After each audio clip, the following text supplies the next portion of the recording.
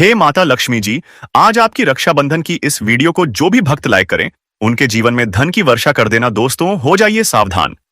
इस बार रक्षाबंधन को बिल्कुल हल्के में मत लीजिए, क्योंकि 28 अगस्त का यह दिन कई मायनों में बेहद खास रहने वाला है।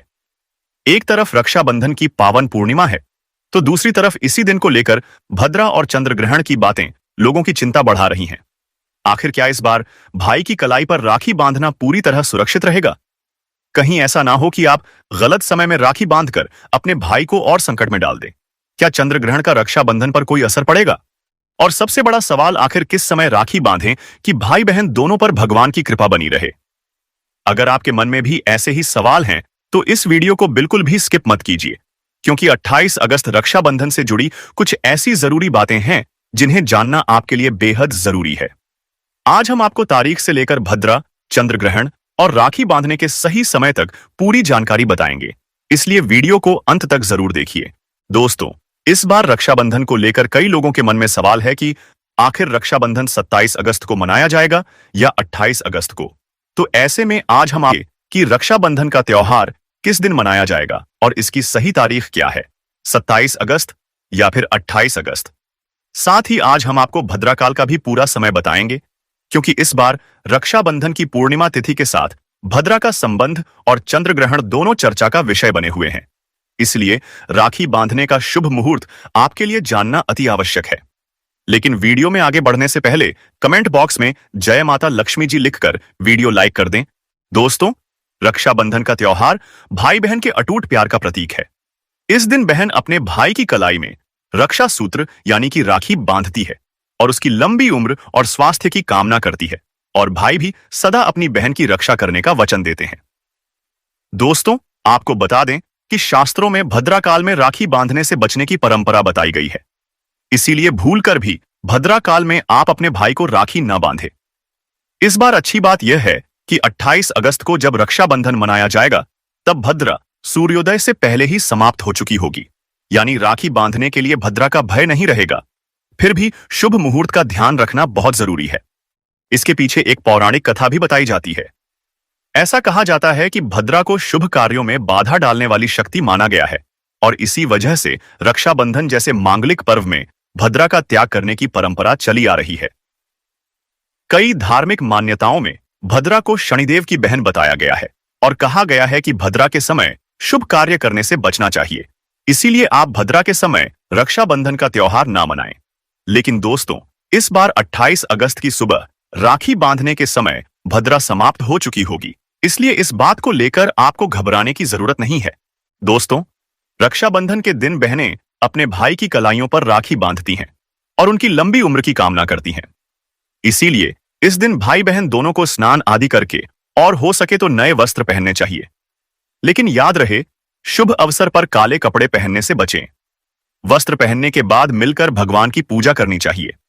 पूजा से पहले आप पूजा की थाली अवश्य लगा लें और उसमें रोली, चंदन, अक्षत, राखी, मिठाई आदि और एक शुद्ध घी का दीपक भी जरूर रख लें। दीपक आप चाहें तो आटे का बना लें या मिट्टी का या पीतल का, जिससे आप अपने भाई की आरती करेंगी। दोस्तों, अब आप इस पूजा की थाली को सबसे पहले भगवान को समर्पित करें और भगवान की कलाई पर पहली राखी बांधें या मंदिर में राखी चढ़ाएं। इसके बाद आप अपने भाई को पूर्व या फिर उत्तर की ओर मुख करके बैठाएं और बहन का मुख पश्चिम की ओर होना चाहिए। रक्षाबंधन पर सबसे पहले घर के मंदिर में पूजा पाठ हो जाने के बाद भगवान गणेश को राखी अवश्य बांधें और फिर अंत में भाई की कलाई के लिए थाली सजाएं। फिर भाई को सबसे पहले तिलक करें, उन्हें रोली, चंदन और अक्षत लगाएं। उनके ऊपर थोड़े से फूल छिड़के, यदि फूल आदि ना हो तो चावल छिड़के, और अंत में भाई की आरती करें। अब आप अपने भाई की दाएं हाथ की कलाई में राखी बांधें और इसके बाद भाई का मुंह मीठा कराएं। भाई के लिए मंगल कामना करें। दोस्तों, राखी बांधने के बाद भाई भी अपनी बहनों को रक्षा का वचन दें कि बहन, तेरी सदा मैं रक्षा करूंगा, तुझे परेशान नहीं करूंगा, तुझे डांटूंगा नहीं, तेरी हर जिद पूरी करूंगा, तेरी हर इच्छा पूरी करूंगा। मां बाप नहीं है तो मां बाप की कमी को पूरा करूंगा, पिता बनकर हर इच्छा पूरी करूंगा, मां बनकर तेरा पालन पोषण करूंगा, जितना मुझसे होगा उससे बढ़कर करूंगा, और बहनों को उपहार वगैरह अवश्य भेंट करें। दोस्तों, चलिए अब जानते हैं साल 2026 में रक्षाबंधन का त्योहार कब मनाया जाएगा। दोस्तों, इस बार पूर्णिमा तिथि की शुरुआत 27 अगस्त को सुबह लगभग 9:08 पर हो रही है और पूर्णिमा तिथि की समाप्ति 28 अगस्त को सुबह लगभग 9:45 पर हो रही है।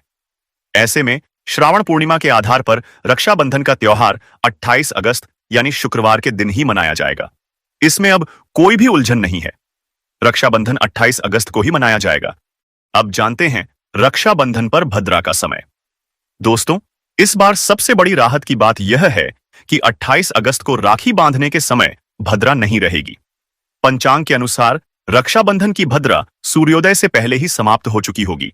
इसलिए 28 अगस्त को सुबह रक्षाबंधन की पूजा और राखी बांधने के लिए भद्रा की वजह से रोक नहीं रहेगी। भारत के लिए उपलब्ध पंचांग में राखी बांधने का समय लगभग सुबह 6:01 से 9:56 तक दिया गया है। लेकिन दोस्तों, अब आता है इस बार का सबसे महत्वपूर्ण विषय, यानी चंद्र ग्रहण। इस बार 28 अगस्त 2026 को चंद्र ग्रहण की खगोलीय घटना भी है। इसी वजह से बहुत से लोगों के मन में सवाल है कि क्या रक्षाबंधन पर चंद्र ग्रहण का प्रभाव पड़ेगा, क्या सूतक लगेगा और क्या राखी बांधना सही रहेगा। दोस्तों, यहां आपको एक बात बहुत ध्यान से समझनी है कि चंद्र ग्रहण की धार्मिक मान्यता और उसकी स्थानीय दृश्यता को ध्यान में रखना जरूरी होता है। दोस्तों, इस बार चंद्र ग्रहण भारत में 8:21 से शुरू होकर 11:25 तक रहेगा। इस चंद्र ग्रहण का अंतराल कुल 3 घंटे का होगा। चंद्र ग्रहण जो इस बार लगने जा रहा है, यह एक आंशिक चंद्र ग्रहण होगा। यह ग्रहण ग्रेट ब्रिटेन, अंटार्कटिका महासागर, United state of America, Australia, Europe जैसे देशों में साफ रूप से देखा जा सकेगा। यह चंद्र ग्रहण भारत में दिखाई नहीं देगा। इसीलिए इस चंद्र ग्रहण का सूतक काल भी भारत में बिल्कुल भी मान्य नहीं होगा। हर जगह ग्रहण दिखाई दे यह जरूरी नहीं है, और जिन स्थानों पर ग्रहण दिखाई नहीं देता वहां कई पंचांग उसे धार्मिक रूप से मान्य नहीं मानते। और इस बार चंद्र ग्रहण भारत में नहीं दिखाई देगा, इसीलिए चंद्र ग्रहण का सूतक काल मान्य नहीं होगा। दोस्तों, इस बात का ध्यान रहे कि भद्रा में राखी बांधने से बचना चाहिए। लेकिन इस बार अगस्त को भद्रा सूर्योदय से पहले ही समाप्त हो चुकी होगी। इसलिए भद्रा के नाम पर 28 अगस्त को राखी रोकने की जरूरत नहीं है। दोस्तों, कई लोगों के यहां यह परंपरा होती है कि सूर्यास्त होने के बाद रक्षाबंधन का त्योहार आदि नहीं मनाते। लेकिन रक्षाबंधन का मुख्य मुहूर्त और पूर्णिमा की उपलब्ध अवधि को देखकर ही राखी बांधना उचित माना जाता है। इस बार जब सुबह ही राखी बांधने का अच्छा समय मिल रहा है, तो कोशिश करें कि सुबह के समय ही भाई की कलाई पर राखी बांधी जाए। मुहूर्त का ध्यान रखते हुए किया गया रक्षाबंधन भाई बहन दोनों के लिए मंगलकारी माना जाता है। दोस्तों, राखी बांधते समय मन में अपने भाई के लिए शुभ भावना रखें। भाई की लंबी उम्र, अच्छे स्वास्थ्य, सुख, समृद्धि और सफलता की कामना करें। बहन के मन की सच्ची प्रार्थना ही इस पर्व की सबसे बड़ी शक्ति है। इसलिए दिखावे से ज्यादा जरूरी है कि राखी बांधते समय मन में प्रेम और श्रद्धा हो। दोस्तों, और रक्षाबंधन पर भाई को काली राखी नहीं बांधनी चाहिए। ऐसी मान्यता कई जगहों पर प्रचलित है। भाई की कलाई पर लाल, पीली, केसरिया या शुभ रंगों वाली राखी बांधना मंगलकारी माना जाता है। हालांकि राखी का सबसे बड़ा महत्व भाई बहन के प्रेम और रक्षा के संकल्प में है। इसलिए राखी का रंग चाहे जो भी हो, भावना सच्ची होनी चाहिए। दोस्तों, और रक्षाबंधन के पावन अवसर पर उपहार में बहन को चाकू, छुरी आदि कभी नहीं देना चाहिए। ऐसी धार्मिक मान्यता कुछ परिवारों में मानी जाती है। इसी तरह कई लोग नुकीली वस्तुओं को शुभ उपहार नहीं मानते। ऐसे में बहन को सुंदर वस्त्र, मिठाई, आभूषण, दक्षिणा या अपनी सामर्थ्य के अनुसार कोई प्यारी भेंट अवश्य दे सकते हैं। एक प्यारी बहन ने अपने भाई को भाई बनाया, भाई का दर्जा दिया, तो भाई अपनी बहन के लिए इतना तो कर ही सकता है। बड़ा सुकून और सुख मिलता है। दोस्तों, धर्म परंपराओं में माना जाता है कि रक्षाबंधन पर बहन अपने भाई के पास जाकर राखी बांधे, तो यह बहुत सुंदर परंपरा है। लेकिन आज के समय में परिस्थितियां अलग हैं। यदि भाई विदेश में रहता है, दूर शहर में रहता है या किसी कारणवश बहन भाई के पास नहीं जा सकती, तो चिंता करने की जरूरत नहीं है। बहन वीडियो कॉल के माध्यम से भी भाई को राखी दिखाकर, पूजा करके और सच्चे मन से रक्षा का संकल्प लेकर यह पर्व मना सकती है। यदि भाई आपके पास नहीं है, विदेश में रहता है, किसी कारणवश आप भाई के पास नहीं जा सकते, तो आप भाई के नाम की रक्षाबंधन की थाली, एक राखी, मिठाई, अक्षत, रोली, चंदन लेकर भगवान गणेश या अपने आराध्य देव के सामने रखकर भाई की मंगल कामना कर सकती हैं। राखी को पूजा के बाद सुरक्षित रखकर भाई तक भेज सकती है। दोस्तों, ईश्वर के सामने सच्ची श्रद्धा से की गई प्रार्थना कभी व्यर्थ नहीं जाती। रक्षाबंधन पर खाने में क्या क्या बनाना चाहिए, आइए जानते हैं। देखिए, रक्षाबंधन के समय सात्विक और शुद्ध भोजन बनाना बहुत शुभ माना जाता है, क्योंकि यह भाई बहन के प्रेम और परिवार के मिलन का पर्व है।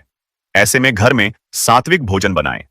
जो परिवार मांसाहार, मदिरा या अन्य चीजों से इस दिन परहेज करता है, वह पूरी तरह सात्विक भोजन रख सकता है। खाने में आप खीर, पूरी, हलवा, मीठी सेवियां जरूर बना सकते हैं। कुछ ना कुछ मीठा घर में अवश्य होना चाहिए, क्योंकि रक्षाबंधन पर मिठाई और मीठा खिलाने की परंपरा प्रेम और खुशी का प्रतीक मानी जाती है। रसीले आलू की सब्जी, गोभी की सब्जी, आलू मटर पुलाव, पनीर पुलाव और खीरे का रायता आप बना सकते हैं। घर में इस दिन पक्का खाना अवश्य बनाया जा सकता है। त्योहार के दिन परिवार के सभी लोग मिलकर भोजन करें और सबसे पहले भगवान को भोग लगाएं। उसके बाद भाई बहन प्रसाद ग्रहण करें। इससे घर में प्रेम और खुशी का वातावरण बना रहता है। अब दोस्तों, चंद्र ग्रहण के कारण खाने पीने को लेकर भी बहुत से सवाल लोगों के मन में हैं। यदि आपके शहर में ग्रहण दिखाई नहीं दे रहा है और स्थानीय पंचांग सूतक को लागू नहीं मानता है, तो केवल डर की वजह से भोजन छोड़ने की आवश्यकता नहीं है। वहीं यदि किसी ऐसे स्थान पर आप रहते हैं जहां स्थानीय पंचांग ग्रहण को धार्मिक रूप से मान्य मानता है, तो वहां की पारिवारिक और धार्मिक परंपरा के अनुसार नियमों का पालन किया जा सकता है। याद रखें, ग्रहण की स्थिति शहर के अनुसार बदल सकती है। अब भगवान को भोग और पूजा करने के बाद मुहूर्त के समय भाई की कलाई पर राखी बांधें और इसके बाद बहन भाई का मुंह मीठा कराए। भाई भी अपनी बहन को मिठाई खिलाए और उसे उपहार दे। बहन भाई के माथे पर तिलक लगाकर आरती करे और भाई अपनी बहन के लिए मंगल कामना करे। इससे भाई बहन का प्यार बढ़ता है और परिवार में सुख शांति बनी रहती है। दोस्तों, यह बात याद रखें कि रक्षाबंधन का व्रत रखना हर बहन के लिए अनिवार्य नहीं है। कई परिवारों में बहनें भाई की लंबी उम्र के लिए व्रत रखती हैं, जबकि कई परिवारों में केवल पूजा और राखी बांधने की परंपरा होती है। इसलिए यदि आप व्रत रखती हैं तो अपनी क्षमता और स्वास्थ्य के अनुसार रखें, और यदि व्रत नहीं रखती है तो भी श्रद्धा से रक्षाबंधन मनाया जा सकता है। पर्व की भावना सबसे महत्वपूर्ण है। रक्षाबंधन शुक्रवार के दिन पड़ रहा है, इसलिए जिन घरों में माता संतोषी की पूजा और शुक्रवार के विशेष नियम माने जाते हैं, वे अपनी पारिवारिक परंपरा के अनुसार खट्टी चीजों से परहेज कर सकते हैं। खट्टी इमली, नींबू आदि न लेने की परंपरा संतोषी माता के व्रत से जुड़ी मानी जाती है। यदि आप संतोषी माता का व्रत रखते हैं तो अपने व्रत के नियमों के अनुसार भोजन करें, और यदि व्रत नहीं रखते तो इस बात को लेकर डरने की आवश्यकता नहीं है। दोस्तों, अब रक्षाबंधन पर एक ऐसा उपाय जो बहन यदि श्रद्धा से करती है तो भाई के लिए मंगल कामना की जा सकती है। यह उपाय धन, नौकरी या भविष्य की गारंटी नहीं देता, लेकिन धार्मिक मान्यता के रूप में इसे भाई की रक्षा और सुख समृद्धि की प्रार्थना के साथ किया जा सकता है। आइए जानते हैं। सबसे पहले भाई को राखी बांधने के बाद अपने हाथ में कुछ रुपए लेकर मुट्ठी बांध लें और भाई के ऊपर से 7 बार उतारें। अब जो पैसे आपकी मुट्ठी में थे, उन पैसों को किसी जरूरतमंद को दान कर दें या मंदिर में श्रद्धा से अर्पित कर दें। इसके बाद भगवान के सामने भाई की लंबी उम्र, अच्छे स्वास्थ्य और सफलता की प्रार्थना करें। दोस्तों, किसी धार्मिक वृक्ष पर कुछ बांधने से पहले वहां की स्थानीय परंपरा और स्वच्छता का ध्यान रखें। वृक्ष को नुकसान पहुंचाने वाला कोई काम ना करें। वृक्ष के पास तिलक करें, मीठा भोग अर्पित करें और मन में भाई के लिए मंगल कामना करें। इससे आपके मन में सकारात्मक भावना पैदा होगी और भाई बहन के रिश्ते में प्रेम और श्रद्धा बढ़ेगी। दोस्तों, किसी भी उपाय को चमत्कार या धन की गारंटी समझकर नहीं करना चाहिए। सच्ची श्रद्धा, दान और अच्छे कर्म ही इस पर्व की वास्तविक सुंदरता है। भक्तों, अब बात कर लेते हैं कि मायके से भूल से भी कौन सी वस्तुएं हमें नहीं लानी चाहिए। भक्तों, शास्त्रों में कुछ ऐसी चीजों का वर्णन है जो पत्नी को अपने मायके से ससुराल कभी नहीं लानी चाहिए, वरना यह पति की बर्बादी का कारण बन सकती है। हो सकता है पति कंगाल हो जाए। बेटियों के लिए हर मां बाप का सपना होता है कि उन्हें एक अच्छा ससुराल और प्यार करने वाला पति मिले। ससुराल में उनकी बेटी का मान सम्मान किया जाए और ससुराल में खुशियां ही खुशियां हो। लेकिन कई बार मां बाप रक्षाबंधन पर कुछ ऐसी गलतियां कर बैठते हैं जिसकी वजह से बेटी को और उसके पति को जीवन भर दुख सहना पड़ता है। बेटी को दी गई रक्षाबंधन के दौरान कुछ चीजों के कारण उसके जीवन में खुशियों के बजाय दुख दरिद्रता आने लगती है। आइए जानते हैं कि बेटी को कौन सी चीजें गलती से भी रक्षाबंधन पर नहीं देनी चाहिए। बेटी को रक्षाबंधन पर उसके ससुराल जाते वक्त कभी भी मिर्च ना दें। इससे उसके शादीशुदा जीवन में कड़वाहट फैल सकती है। ऐसा माना जाता है कि बेटियों को मिर्च देने से उसके और उसके पति के रिश्तों में तकरार होती है। बेटी को फल या सूखे मेवे दे सकते हैं, यह शुभ माना जाता है। लोग बेटी को गृहस्थी के लिए चूल्हा देते हैं, ऐसा कभी ना करें। चूल्हा देने से माना जाता है कि वे अपने परिवार में अपना चूल्हा अलग कर लेंगे। चूल्हे की बजाय आप अन्य घर गृहस्थी से जुड़ी दूसरी चीजें दे सकते हैं। बेटी को भूलकर भी तेज धारदार वाली चीजें ना दें। इसका मतलब होता है कि आप उसके रिश्तों में घुलने मिलने से रोक रहे हैं। आप अपनी बेटी को मीठी चीजें दे सकते हैं। इसके अलावा बेटी को रक्षाबंधन पर भूलकर भी आचार ना दे, इससे उसके रिश्ते में खटास आ जाती है। जबकि आप खाने पीने की बाकी चीजें दे सकते हैं।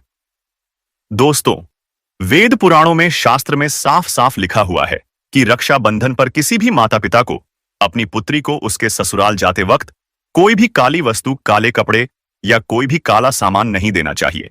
इससे उसके जीवन में नकारात्मक शक्तियों का वास हो जाता है। और यह भाग्यशाली 6 राशियों के बारे में अब हम बात कर रहे हैं जो मां लक्ष्मी के आशीर्वाद से ही रक्षाबंधन के दिन धन से मालामाल होने वाली है। उन भाग्यशाली राशि में जो पहली राशि आती है वह है कन्या राशि। कन्या राशि वालों को बता दें कि धन की देवी माता लक्ष्मी आपके ऊपर इस दिन सबसे अत्यधिक प्रसन्न रहने वाली है। मां लक्ष्मी प्रसन्न मुद्रा में रहने वाली है, जिससे कन्या राशि वालों आप इस समय का भरपूर लाभ उठाएं। पिछले समय से ही आपकी जितनी भी समस्याएं थीं, आप मां लक्ष्मी के आशीर्वाद से समाप्त होने वाली हैं। आपके घर परिवार में खुशियों का माहौल रहने वाला है। माता लक्ष्मी की कृपा से आपकी आर्थिक स्थिति मजबूत होने वाली है। बिजनेस करने वाले लोगों को अपने बिजनेस में लाभ मिलेगा। आपके ऊपर माता लक्ष्मी की कृपा बनी रहेगी।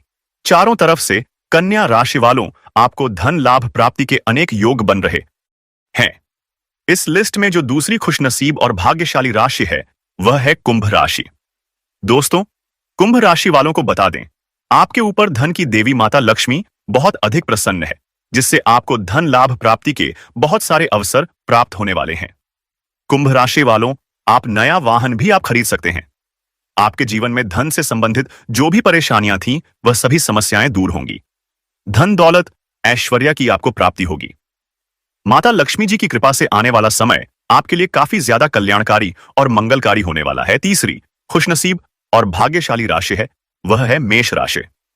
आपकी बता दें, माता लक्ष्मी की कृपा आपके ऊपर विशेष रूप से बन रही है, जिससे कि यह रक्षाबंधन आपके लिए बहुत ही भाग्यशाली साबित होगा। आपको बहुत सारे फायदे मिलने वाले हैं। आपके जीवन में आपको सफलता मिलने वाली है। अगर आप नौकरी की तैयारी कर रहे थे, आपकी नौकरी लग जाएगी। आपका भाग्य आपका साथ देना शुरू कर देगा। इस रक्षाबंधन के बाद माता लक्ष्मी जी की कृपा से आपके जीवन में धन आने के कई प्रकार के रास्ते खुलने जा रहे हैं। आपके जीवन में जो धन आएगा उसमें वृद्धि होगी। 5वीं राशि जो आती है वह है सिंह राशि। दोस्त, सिंह राशि वालों को बता दें कि आपके ऊपर धन की देवी माता लक्ष्मी बहुत प्रसन्न है, जिसकी वजह से आप लोगों के जीवन के सभी दुख दर्द और कष्ट दूर होने वाले हैं। आप जल्दी ही इस बात को महसूस करेंगे। इस समय को महसूस करेंगे कि यह समय आपको आपके पूर्ण पक्ष में रहेगा। सभी कार्य आपके बनेंगे। अब आपको चारों तरफ धन की प्राप्ति होने वाली है। आपका भाग्य आपका साथ देना शुरू कर देगा। करियर कारोबार में आप उन्नति देखेंगे। इस रक्षाबंधन के बाद कर्क राशि वालों के जीवन में इनको अनेक प्रकार की सफलताएं प्राप्त हो सकती हैं। आपके जीवन में जो धन आना बंद हो गया था वह धन आना शुरू हो जाएगा। जो धन आएगा उसमें वृद्धि होगी। मार्केट में अटका हुआ पैसा आपको वापस मिल जाएगा। संतान प्राप्ति के सारे योग इस रक्षाबंधन के बाद आपके बन रहे हैं। आने वाले समय में आपको अनेक प्रकार की सफलताएं जो प्राप्त होगी, उसकी वजह से नए अवसर और फायदे आपको प्राप्त हो सकते हैं। कुल मिलाकर कर्क राशि वालों का धन्यवाद। ऐसे ही जानकारी के लिए छाया जैन चैनल को सब्सक्राइब करें और अगर आपको यह वीडियो अच्छी लगी हो तो एक लाइक अवश्य करें और कमेंट में ओम नमः शिवाय अवश्य लिखें।